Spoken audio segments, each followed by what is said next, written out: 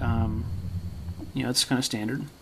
Now, if we go into apps, you'll notice that there is a few versions of what Asus has put on here. Here you have Polaris Office. This actually comes in really handy if you do have the keyboard dock. You can boot up files from here or there. You can actually do a new file. You can do a document.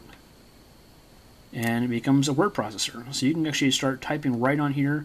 There's your fonts, your text, your colors. You can save from here. If you click this into the keyboard dock, I mean, it's almost like using a word processor on like Word or something on a laptop. And this is a free program that they give to you. And I haven't really used too much of it yet, but I'm thinking I'm going to start diving into it and see what it can offer. Some other applications that they put on here. Obviously the file manager, which allows you to go and seek through your files on your external drive. And then you have My Cloud, which I haven't actually activated yet. But the My Cloud allows you to store your content, music, and things like that on a cloud service offered by Asus. And you know, you get exclusive features with it, and you can access it from a Mac or PC. And it allows you to get all your content pretty much like the Amazon Cloud, the iCloud, and all of that stuff. It all pretty much is the same. But you do get a free year when signing up through Asus when you actually buy your ePad. It does actually work with the new Google Music. This is all my library here, already synced to the Google Music, the Music Beta by Google. And you can see it's the animations. If you turn your pad, it does the gyroscope and it turns the music there. So I mean, it actually, if you're over Wi-Fi, it does stream pretty quick. You'll see. I'll do a little song here. Get your little loading, and there you go. And that is streaming over the cloud straight down from Google Music. So that is working as well. I'll go back to apps. So like I said, you have the file manager there. You have the My Cloud, which we've gone over, MyNet, which I haven't really used too much on it yet. Not something that I really would benefit from, but you know, pretty much other apps are pretty much standard.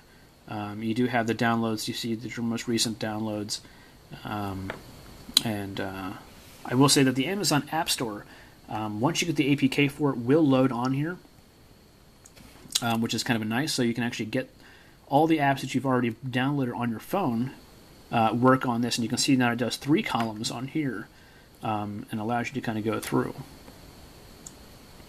And we'll ignore. And you can come in and go to My Apps, and you can see the list that you've already downloaded, and go ahead and reinstall them, and it puts them right onto your tablet. And a few of those have actually worked. I have Plants vs. Zombies and Peggle and a few other ones as well. There is not a tablet optimized version of the Google Plus yet, but the app does work. It just scales a little bit more. And it establishes a connection. And you can kind of see it just stretches it out right now.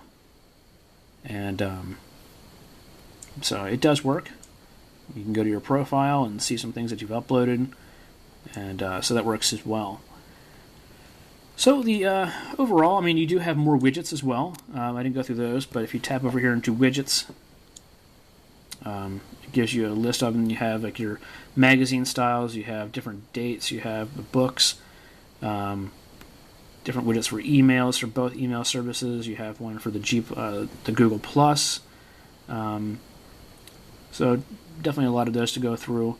Another app that I wanted to kind of touch on was the My Library. My Library is basically Asus's version of iBooks or Kindle. You come in and you can actually sort by all books. You can go to the Vibe bookstore and buy books there. A nice, clean, dark wood interface. Kind of nice. You have one free book on here, obviously Alice in Wonderland, which I think pretty much everybody gives away at this point. And so there how it loads up. And it kind of loads the whole book, and you can read it that way, or you can read it vertical. Once it loads up and it's a bit larger. But the one thing I did like is the ability to turn pages. If you grab at the bottom corner here and start to pull back, and you can do this really cool effect where the words on the other page move and stay right in position, but it allows you to really kind of flex and slowly turn the pages, which is kind of cool. I thought that was a really nice touch by Asus that looks like they put some time and effort into an app as opposed to just making a quick e-reader and rushing it out the door. So that is pretty much it, guys. I mean, it's a sturdy operating system. I mean, we can go through the browser real quick.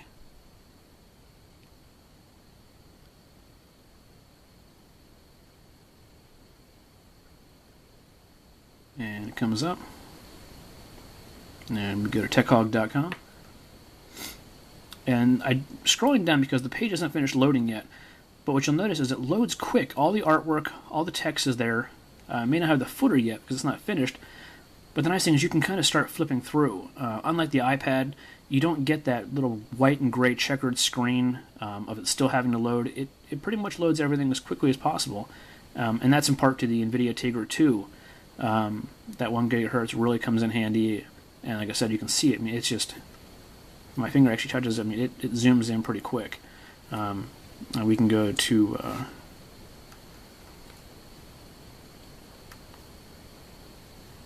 some different stories here, all based on Android. The nice thing is, this is a Flash-capable device. It does have Flash 10.3, and it does have the ability to turn Flash on or off, or to even ask you. So if you're worried about having Flash slow down your browsing experience, which it does, but it's not a terrible, I mean, it's going to slow it down a few seconds. If you're really impatient, you can put it on to have it ask you.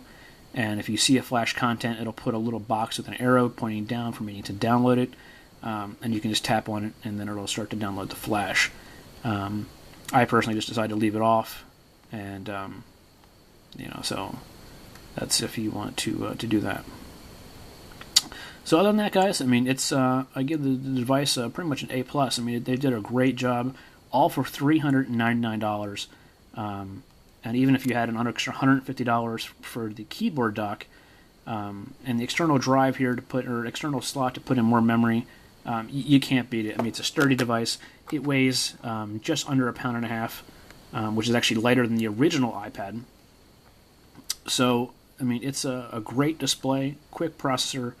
One little extra side note, because it is an NVIDIA Tegra 2, anything running the NVIDIA processor will have access to the, I think it's called the Tegra 2 or Tegra Store, which allows you to download apps. It's basically a small little app store hosting applications that are specifically designed for the Tegra 2 processor, and are optimized and can really take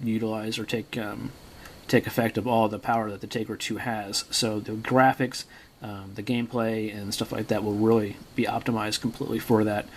Some of them are free, some of them are demos, but most of them you have to pay for.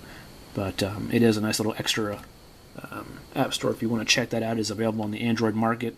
It is the Tegra Zone, I believe. And that should be it.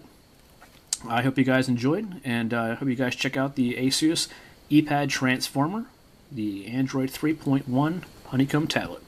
I'm Mike from techhog.com, and I hope to see you guys again.